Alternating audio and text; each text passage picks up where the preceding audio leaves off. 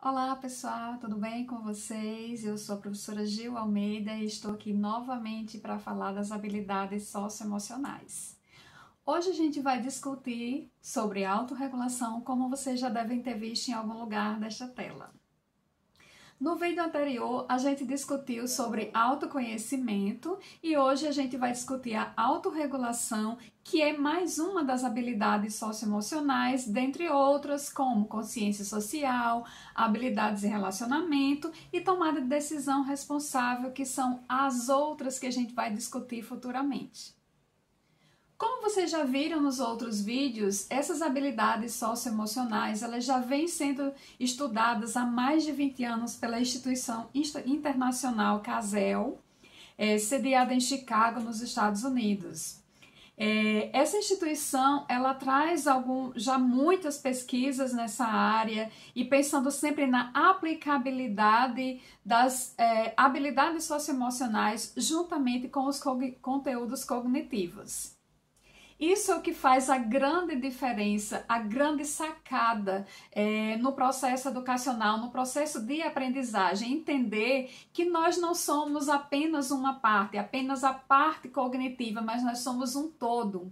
A Base Nacional Comum Curricular também, ela traz finalmente isso como uma obrigatoriedade de trabalhar integralmente o indivíduo. Então a gente pensa o processo cognitivo, a gente pensa o desenvolvimento socioemocional, a gente pensa como um todo e não apenas com partes.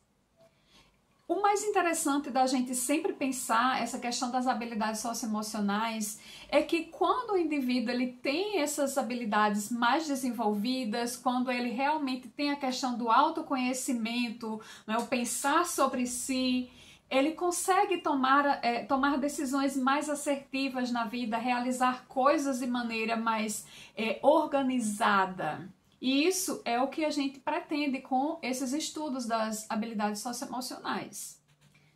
Então, eu acredito que já esteja um pouco claro. Para se autorregular, é fundamental se autoconhecer. Porque, primeiro a gente olha para si, a gente entende um pouco as nossas emoções, os nossos sentimentos, as nossas formas de agir. Então, percebendo isso, aí sim a gente pode se autorregular, ou seja, controlar os nossos impulsos. Não precisamos agir de maneira robotizada, de maneira automática, de uma forma que seja apenas instintiva. Nós temos sim possibilidades de parar, pensar e depois agir, que essa é a maneira ideal, inclusive.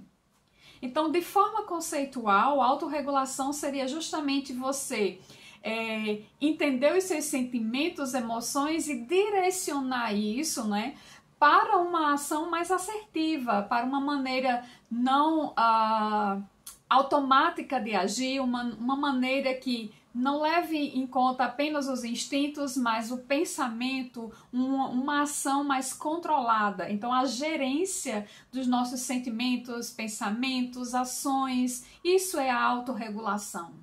E aí você pode estar me perguntando, mas para que serve isso? Ora, nós não vivemos sozinhos, nós vivemos em sociedade, nós precisamos trabalhar, nós precisamos falar com as pessoas, nós precisamos interagir o tempo inteiro. Então, como interagir se eu não controlo os meus instintos? Se eu não controlo as minhas emoções? Se eu não controlo as minhas ações? Seja para que situação for, eu vou ao mercado comprar algo e de repente a coisa não está onde eu sempre costumava encontrar. O que eu faço?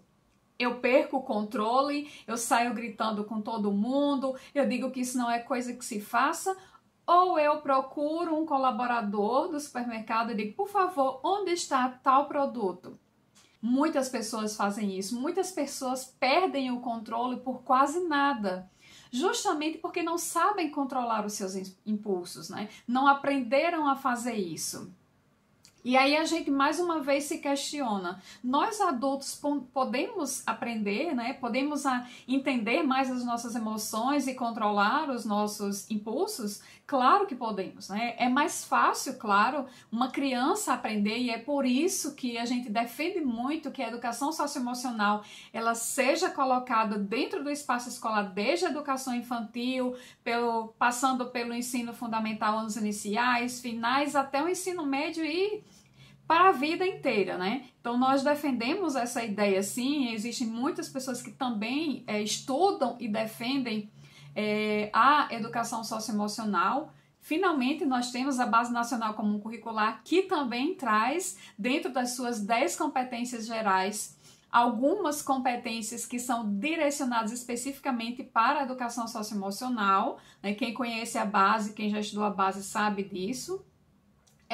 Mas para nós adultos é possível também, né? É um trabalho um pouco mais demorado, a gente vai precisar de um caderninho para anotar o que se passa com a gente, pensar um pouco mais quando acontece algo, as nossas emoções. Então a gente vai pensar um pouco mais sobre isso, mas é possível, claro que é possível sim. Tudo é possível. O nosso cérebro, ele não é estático, ele tem plasticidade e por isso ele pode sempre aprender, mesmo que isso dê um pouquinho mais de trabalho, mas a gente não vai desistir por causa disso.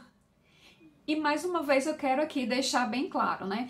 Estudar as habilidades socioemocionais, praticar, não significa não sentir raiva, não se estressar, não cometer erros novamente na questão das atitudes, não é isso que significa.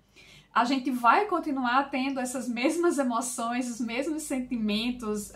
Assim, podemos até modificar as nossas emoções, sentimentos, lógico, né? Porque é um aprendizado, mas a gente vai continuar sentindo muita coisa. A diferença é aprender a lidar com isso, gerenciar melhor. Então esse eu acho que é um dos pontos mais importantes para a gente realmente focar.